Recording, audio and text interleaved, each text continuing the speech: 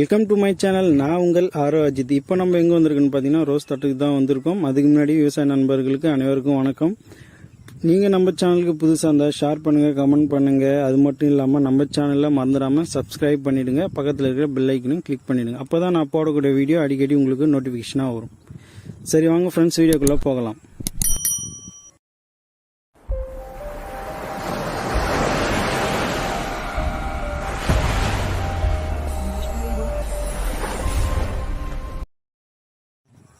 இப்போ பார்த்தீங்கன்னா இது மொத்தமாகவே வந்து ஒரு 2 ஏக்கர் தாங்க. இந்த 2 ஏக்கரில் வந்து பார்த்தீங்கன்னா அவங்க 1 ஏக்கருக்கு மட்டும் வந்து ரோஜா நடவு செஞ்சு பார்த்தீங்கன்னா என்னுடைய நெருங்கிய நண்பருடைய தோட்டம் இது எந்த இடத்துல இருக்குது அப்படின்னு பார்த்தீங்கன்னா நடுகுப்பன்ற ஒரு கிராமத்தில் தான் இருக்குது.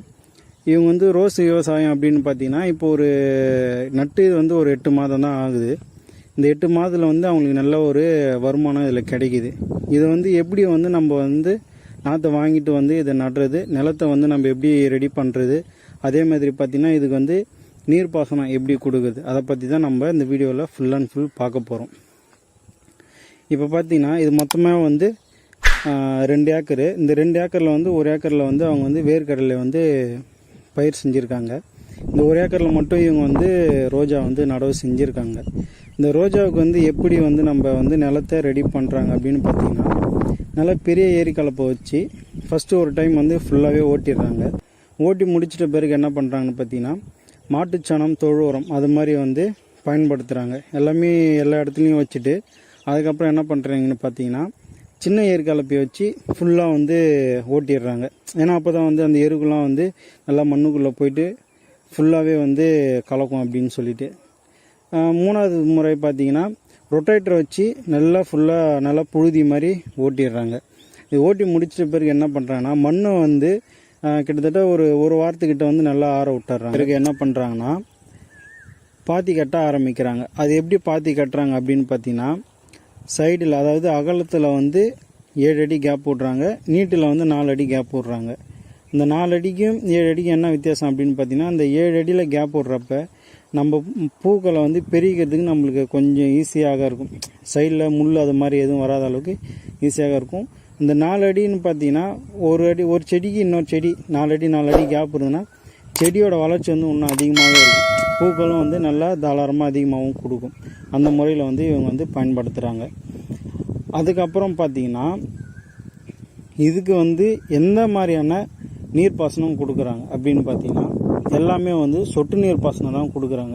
இந்த சொட்டு நீர் பாசனம் எதுக்காக கொடுக்குறாங்க அப்படின்னு பார்த்தீங்கன்னா ஒரு செடிக்கு தேவையான அளவுக்கு தண்ணீர் எவ்வளோ போகுமோ அந்த அளவுக்கு வந்து ஒரு செடிக்கு தேவையான அளவுக்கு தண்ணீர் போகும். இப்போ ஒரு சில ஏரியாவெல்லாம் சொல்லுவாங்க தண்ணி பற்றாக்குறையாக இருக்குது, அதனால் வந்து சொட்டு நீர் பாசுறாங்க அப்படின்னு சொல்லுவாங்க. அப்படிலாம் எதுவுமே இல்லை.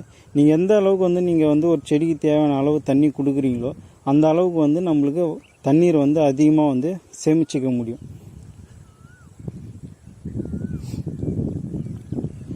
அதே மாதிரி இந்த மண் வளம் எப்படி இருக்குன்னு பார்த்தீங்கன்னா செம்மண்ணும் மணலும் சேர்ந்த மாதிரி தாங்க இருக்கும். இது கொஞ்சம் ஒரு 2 நாளைக்கு நம்ம தண்ணி பாய்ச்சிட்டு ஒரு வாரம் இல்லை 4 நாள் விட்டுட்டிங்கன்னா கூட மண் லைட்டாக இறுக்கி போன மாதிரி ஆகிடும். அதனால் வந்து இதுக்கு வந்து தண்ணி வந்து வாரத்தில் 3 டைம் இல்லை 4 டைம் வந்து சொட்டு நீர் பாசனம் கொடுத்துடுவாங்க. அதுக்கப்புறம் பார்த்தீங்கன்னா நீங்கள் ரோஸ் நாற்று வாங்கின்னு வந்து நடவு செஞ்சிட்டதுக்கு அப்புறம் ஒரு 3 மாதத்துலேருந்து 4 மாதத்துக்குள்ளே வந்து உங்களுக்கு வந்து மொட்டு விட்டு பூ வைக்க ஆரம்பிச்சிடும். அது வந்து பார்த்திங்கன்னா கம்மியாக தான் ஃபஸ்ட்டு கிடைக்கும். அதுக்கப்புறம் போக போக வந்து உங்களுக்கு ஈல்டு வந்து நல்லாவே அதில் கிடைக்கும். நல்லா கொஞ்சம் வளர்ந்துட்டுக்கு அப்புறம் என்ன பண்ணுவாங்கன்னு பார்த்தீங்கன்னா செடி நிறைய கிளச்சி வந்துடும். அதுக்கப்புறம் என்ன பண்ணுவாங்கன்னா எல்லாமே கட்டிங்ஸ் பண்ணி விட்ருவாங்க. அது எல்லாமே வந்து கிராப்பிங் பண்ணுறாங்க. கிராப்பிங் பண்ணிட்ட பிறகு என்ன ஆகுன்னா சைடுலேருந்து வந்து சின்னதாக நிறைய கிளச்சி வரப்போ அதுலேருந்து உங்களுக்கு மொட்டு வந்து அதிகமாக வர ஆரம்பிச்சிடும். அதனால் வந்து உங்களுக்கு பூவும் நல்லா வந்து அதிகமாக கொடுக்கும். நீங்கள் அப்படியே விட்டுட்டிங்கன்னா அதில் சைடில் வந்து ஒரு சில கிளைகள்லாம் வந்து பார்த்திங்கன்னா ஃபுல்லாகவே முள்ளாகவே வளர்ந்துடும். அதில் வந்து பார்த்திங்கன்னா ரோஸ் எதுவுமே வராது. அதனால் வந்து கிராஃபிங் பண்ணி விட்ருவாங்க, இன்னும் அதிகமாகவே இருக்கும். இப்போது அதே மாதிரி பார்த்திங்கன்னா நீங்கள் நடவு செஞ்சதுக்கு அப்புறம் ஒரு 3 மாதத்துலேருந்து 4 மாதத்துக்குள்ளே உங்களுக்கு வந்து மொட்டு வச்சு பூ வைக்க ஆரம்பிச்சிடும். நீங்கள் வந்து அதை வந்து பிரித்து நீங்கள் வந்து வெளியில் கொடுக்கலாம். ஏன்னா ஃபஸ்ட் டைம் பண்ணுறப்ப கொஞ்சம் கம்மியாக தான் கிடைக்கும். போக போக செடியோட வளர்ச்சி வந்து அதிகமாக இருந்ததுன்னா பூ வந்து இன்னும் அதிகமாகவே கொடுக்கும். அதே மாதிரி பார்த்திங்கன்னா செடி நல்லா வளர்ந்துட்ட பிறகு ஒரு 8 மாதத்தில் இல்லை ஒரு 7 மாதத்தில் வந்து என்ன பண்ணுவாங்கன்னா செடியை வந்து கட் பண்ணி விடுவாங்க. அதை வந்து நம்ம இந்த வெய்ய டைமெல்லாம் வந்து கட் பண்ணி விடக்கூடாது. இந்த ஆடி மாதம், கார்த்திகை மாதம் இது மாதிரி டைமெல்லாம் வந்து நம்ம கட் பண்ணி விட்டிங்கன்னா வெயில் தாக்கம் வந்து அந்த டைமெல்லாம் வந்து ரொம்ப கம்மியாக இருக்கும். அதனால் வந்து நீங்கள் அந்த கட் பண்ணி விட்ட இடம் வந்து சீக்கிரம் காயாது, ஓரளவு நல்லா பச்சையாக இருக்கும். நீங்கள் வந்து வெய்ய டைமில் வந்து நீங்கள் நல்லா கட் பண்ணி விட்டுட்டிங்கன்னா அந்த ஆடி தோட்டத்தில் இருக்கக்கூடிய கன்றுகள் பார்த்திங்கன்னா 8 மாதங்கள் தான் ஆகுது. இந்த 8 மாதங்களில் பார்த்திங்கன்னா அவங்களுக்கு வந்து நல்ல ஒரு மகசூல், அதாவது பூக்கள் வந்து நிறைய கொடுக்க ஆரம்பிச்சிடுது அவங்களுக்கு. அதே மாதிரி இது சொட்டு நீர் பாசனம் அப்படின்றப்ப வந்து இந்த மண்ணுக்கு வந்து வாரத்தில் வந்து ஒரு 4 டைம் வச்சு வந்து இவங்க வந்து தண்ணி கொடுக்குறாங்க. இதை எப்படி களை எடுக்கிறாங்க அப்படின்னு பார்த்தீங்கன்னா, சாதாரணமாக ஒரு சின்ன ரொட்டேட்டர் வச்சு அந்த 7 அடி கேப்பு சொல்லியிருந்தேன் இல்லைங்களா, அந்த 7 அடி கேப்பில் வந்து சாதாரண ரொட்டேட்டர் வச்சு அவங்க வந்து ஓட்டுறாங்க.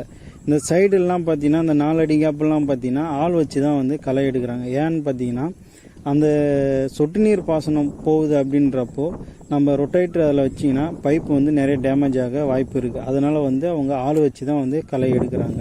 இந்த தோட்டத்தில் நட்டு இருக்கக்கூடிய ரோஸோட ரகம்னு பார்த்தீங்கன்னா பன்னீர் ரோஸ்ன்னு சொல்லுவாங்க. இந்த பன்னீர் ரோஸ் ஆனது வந்து பார்த்திங்கன்னா மார்க்கெட்டில் எல்லா பூக்கடையிலுமே கிடைக்கும். இதோட வாசனை வந்து ரொம்ப அதிகமாக இருக்கும். அதனால் வந்து பார்த்திங்கன்னா அதிகமாக வந்து அழகு சாதன பொருட்கள் செய்கிறதுக்காக அதிகமாக வந்து பயன்படுத்துகிறாங்க. அதே மாதிரி பார்த்திங்கன்னா ஒரு சில மெடிசன் செய்கிறதுக்காக வந்து பயன்படுத்துகிறாங்க. இந்த பன்னீர் ரோஸ் ஆனது வந்து எப்போவுமே பூ கொடுத்துக்கிட்டே இருக்கும். அதாவது வருடந்தோறும் வந்து பூ கொடுத்துக்கிட்டே இருக்கும். அதாவது வந்து பார்த்திங்கன்னா நீங்கள் கரெக்டான முறையில் பராமரிச்சிங்கன்னா வருடந்தோறும் கண்டிப்பாக வந்து பூ கொடுத்துக்கிட்டே தான் இருக்கும். இதில் வந்து எந்த விதத்துலையும் வந்து அதிகமாக வந்து லாஸ் ஆகாது.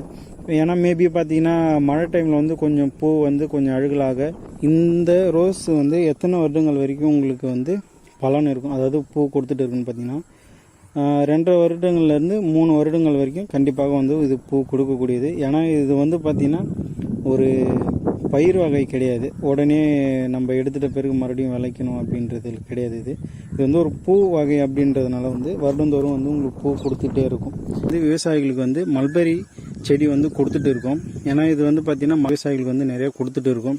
நம்ம வந்து என்ன ரேட்டுக்கு கொடுக்குறோம் அப்படின்னு பார்த்தீங்கன்னா ஒரு கன்றோட விலைகளே பார்த்தீங்கன்னா 5 ரூபாய்க்கு தான் கொடுத்துட்டு இருக்கோம். வேணுன்ற நண்பர்கள் வந்து வாட்ஸ்அப் நம்பர் கொடுக்குறேன், நீங்கள் வாட்ஸ்அப் மெசேஜ் பண்ணுங்கள். வேணுன்ற நண்பர்கள் வந்து எனக்கு மெசேஜ் பண்ணிங்கன்னா நீங்கள் நேரடியாக வந்து கண்ணுங்களை வந்து பார்த்துட்டு நீங்கள் வாங்கிட்டு போகலாம். நன்றி, வணக்கம்.